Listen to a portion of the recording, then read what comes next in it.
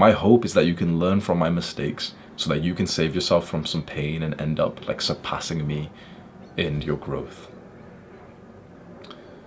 So I want you to answer some questions right now so that we know this is relevant for you.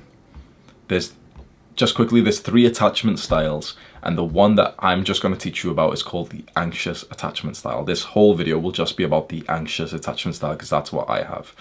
So answer these questions, right? Do you obsessively think about her even when you should focus on other things? Do you worry a lot that she could be cheating, lying, or hiding things behind your back? Maybe she's ready to leave you. Do you want to be as close as possible to her, to spend all day with her? Does it make you feel in some weird way safe to think, like, what if you just kept her around in your vision 24/7 so that she can't like do anything else? Does that make you like feel kind of safe and secure? Do you feel anxious when she doesn't text back fast enough? And do you often like go a little bit of the craziness and end up looking at like the last online and trying to think, okay, what's she doing? Why is she so slow to reply? Who's she with right now? And you start to like create this mental movie, this story of catastrophic, like she's literally cheating on you, and you'll see like last online. Wait, she was online when I sent my last message, so what's she doing?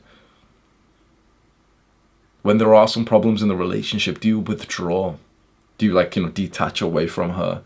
Do you threaten to leave, almost like how you used to pretend to run away from home when you were a kid? And it's not that you actually wanted to run away. It's not that you actually wanted to break up with her. It's more that you were using this almost as like a fake breakup, fake run away from home to see if they'll run after you because you wanted to confirm that they still care about you.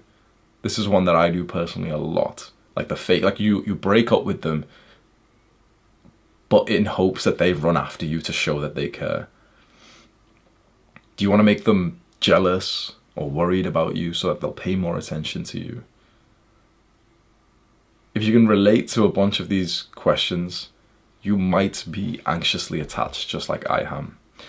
So I mentioned that this guide is going to be on attachment styles, and there's 3 attachment styles. And so your attachment style, we can say, is kind of like your dating personality. And so once you can understand this, like there's 3 styles and like what they're about and how they cause you to act and think and feel, you'll know so much more about yourself, which is so valuable. The 3 styles that you can have are either secure, anxious, or avoidance. And the one that you have is pretty much entirely made up of how your parents loved you when you were a child, a little baby. How your parents loved you forms your attachment style. If your parents gave you a very secure, healthy, stable love, there was no like anxiety in your home, no violence, no abuse, you would have the secure attachment style. If your parents were quite inconsistent, hostile, aggressive, violent, threatening, abusive, if you saw anxiety in the micro expressions of your mother when she feared the next beating from your father, if you saw the fear of your parents as they went through some turmoil, maybe a war in your country, maybe financial stress, if sometimes your parents weren't around to actually care for you, and so those moments you had to play up and act out and protest and throw your toys out of the pram, the cot, to get their attention, you might be the anxious attachment style. This is one where you feel very insecure with the love that you're receiving. And finally, if your parents were very distant, maybe they were very busy, maybe they didn't respond to your needs and your cries, maybe they listened to a lot of like modern day bullshit advice, which you've probably heard, like some parents like let their children cry out for the idea that, oh, if you always respond to their cries, like they'll learn to keep crying. That this is like modern day like evil parenting advice. You'll end up as avoidance. The three styles: secure, anxious, and avoidance. We're going to focus on anxious. And this right now just sounds like kind of like wishy-washy psychological stuff. But more and more research is coming about this, and it shows that there's actually like a real physical changes depending on what style you have. So inside of us, we have a very complex nervous system. You've probably heard before, atomic nervous system, subatomic nervous system, right? And that controls a lot more of what we think and feel than we realize. And our nervous system is actually like formed and even influenced when we're children and through like the love that we go through as a early child. So your nerves are kind of like this evolutionary part of you that literally just cares about survival. And so inside of us, we have this, very complex nervous system that's setting our lives up with feelings and thoughts. Like literally our thoughts and feelings are generated by our nerves. And it's constantly just looking out to make sure that we're safe and that we're part of the tribe and that we can survive and that hopefully we can eventually go and reproduce. This is like the point of our lives. So our nervous system inside of us is constantly looking out to see if we are safe. And this is just because of evolution, because of course, if we're looking around and we can see that the signs are there that we are safe, then we're more likely to survive and reproduce.